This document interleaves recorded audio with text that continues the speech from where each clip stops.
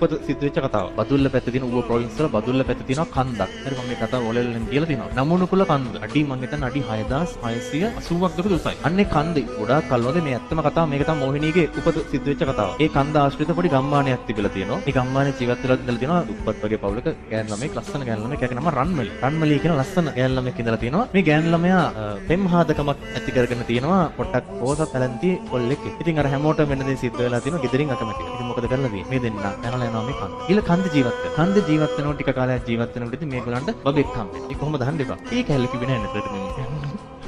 ඒක ඕනේ ඉන්න කොහොමද හම්බුණා. දරුවෙක් හම්බ වෙන පොඩි බබෙක් හම්බ වෙන. දැන් චොටි බබා. ටිකක් කල්ලාම කාලය ගත වෙනකොට මේ කොල්ලටයි මේ හස්බන්ඩ්ටයි මේ පොඩි ළමයාටයි උණ හැදෙනවා. ඒ කියන්නේ කැලෑ උණ කියලා කියන නමක් කමක් නැහැ. නිකන් වෛරස් උණක් හැදෙනවා. බෙහෙත් ජාතිත් හොයාගන්න නැහැ. හැබැයි රන්මලිට මේ ලෙඩේ හැදෙන්නේ නැහැ. මෙයා මොකද කරන්නේ? කන්ද මුදුනට යනවා බෙහෙත් ඖෂධ අරගෙන එන්න. බෙහෙත් පැලෑටි මොනවද අරගෙන කසාය හදලා දෙන්න. මොකක් හරි දෙයකට බෙහෙත් පැල හොයාගෙන එන්න කියලා මෙයා යනවා. අදටත් මේ නමුනුකුල කන්ද ආශ්‍රිතව ඉන්න ලොකු ගෝන්නු. අන්තට්ටු දින ගෝන්නු ඉන්නවා. මේ ගෝනෙක් ඇවිල්ලා මේ ගුහාවට අර පොඩි ළමයාවයි අර කොල්ලවයි ඇනලා පාගලා මරලා දානවා. රන්මලි මේ මුකුත් දන්නේ නැහැ. එයා අර බෙහෙත් පැලෙම ඔක්කොම අරගෙන ආපහු ගුහාවට එනවා. එනකොට මෙයා දකිනවා කොම උස්සලා දාලා ගිහින් බලනවා යාගේ සාම්පුරුෂයා ළඟට ඇනලා මරලා. පොඩි ළමයා ගාවට ගිහින් බලනවා ඌවත් පාගලා මරලා. ඊට පස්සේ එයා ආපු දුකට මේ චූටි ළමයාවත් අතට අරගෙන මේ අඩි 6680ක් උඩ කන්ද මුදුනට ගිහිල්ලා ඉතින් පහළට පැනලා සීදී නසා. ඒ සීදී නසා ගන්න වෙලේ යාගේ හිතට ඇවිල්ලා තියෙන හැඟීමක්. අපිට මේ දේ සිද්ධ වුණේ අර ගමේ මිනිස්සු අපට විරුද්ධ වෙච්ච ඉඳ කියලා සියලුම මිනිස්සු ගැන වෛරයක් බැඳගෙන තමයි මෙතනින් පහළට පැනලා ගියේ. අදටත් ඒ ආත්මය අර ළමයාවත් වඩාගෙන මේ කන්ද ආශ්‍රිතව සැරිසරනවා. ඒක ඇත්ත කතාවක්. මේ කන්ද යනවා ඔය කැම්පින් වලට මේ කන්දට යනවා නමුනුකුල කන්දට කැම්පින් කරන්නම යනවා.